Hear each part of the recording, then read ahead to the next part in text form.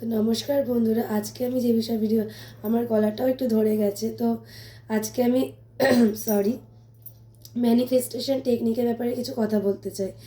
তো ম্যানিফেস্টেশন করার আগে আমাদের কিছু কিছু বিষয় মাথায় রাখা দরকার। তো সেগুলি হলো, ফার্স্ট হচ্ছে কি আমাদের অ্যালাইন করে থাকতে হবে। আজকের এই ভিডিওটাতে আমি বাংলাতেই বলবো। আমাদের ফার্স্ট যে কাজ সেটা হচ্ছে অ্যালাইন হওয়া। অ্যালাইন, এবার আমরা ভাবো যে কার সাথে আমরা অ্যালাইন হতে পারি, সেটা হচ্ছে ভগবানের সাথে। ভগবান ছাড়া আর কারোর সাথে অ্যালাইন হওয়া সম্ভব নয়। বা ডিএফ অ্যালাইন হয়।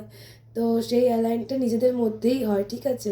আর ডিএফ বা টুইন ফ্লেম, এটা মানে আমরা ঠাকুরকে যে ভালোবাসাটা ভালোবাসি, সেই সেই তার প্রেক্ষিতেই আমাদের অ্যালাইনমেন্টটা হয়। তো অ্যালাইনমেন্ট হয়ে গেলে তারপর আমরা ম্যানিফেস্টেশন করতে পারি, এবং তখন ম্যানিফেস্টেশন টেকনিকটা খুবই ইজিলি হয়ে যায় আমাদের জন্য। তো ফার্স্ট যেটা করতে হবে সেটা হচ্ছে অ্যালাইনমেন্ট। অ্যালাইন করলে তারপর ম্যানিফেস্টেশন মানে আমরা যেটা চাই সেটা খুব তাড়াতাড়ি পূর্ণ হয় বা পূর্ণ হতে পারে। তো এর সাথে সাথে আমাদেরকে ওপন প্রেয়ার করতে হবে। এবং আমি যে প্রসেসগুলো থ্রু গেছি সেটা তো আমাদের এই ভিডিওটাতে বলতে চাই। এক হচ্ছে ওপন প্রেয়ার, দুই হচ্ছে কি ল অফ অ্যাট্রাকশনের কাজ শেখা, তিন হচ্ছে কি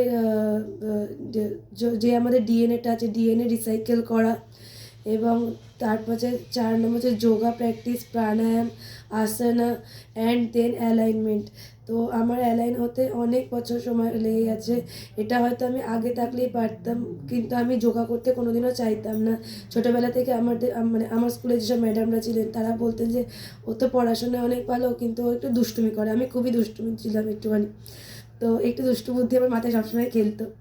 তো ওই জন্য বলতে যেত দুষ্টুমি করে, তো ওকে আপনারা ইয়োগায় ভর্তি করে দিন।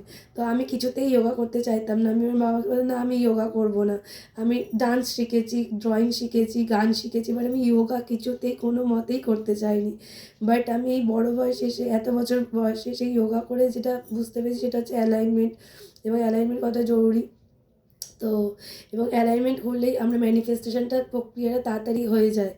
এবং আপনারা চাইলে মানে 1-2 দিনের মধ্যে ম্যানিফেস্টেশন করতে পারেন। এবং ম্যানিফেস্টেশনের প্রধান যে টেকনিকটা সেটা হচ্ছে পজিটিভিটি। আপনাকে সবসময় পজিটিভ থাকতে হবে। নেগেটিভ চিন্তা করলে বা নেগেটিভ কিছু ভাবলে আপনি কখনোই ম্যানিফেস্ট করতে পারবেন না কিছু। সবসময় নিজেকে সুন্দরভাবে গড়ে তুলতে হবে, এবং আমাদেরকে আরও নিজেদেরকে জানতে হবে, নিজেদেরকে চিনতে হবে। এবং যত আমরা নিজেদেরকে ভালোবাসবো তত তাড়াতাড়ি ম্যানিফেস্টেশনটাও ভালো হবে, এবং টুইন ফ্লেম জার্নিটাও খুব ইজিলি হয়ে যাবে।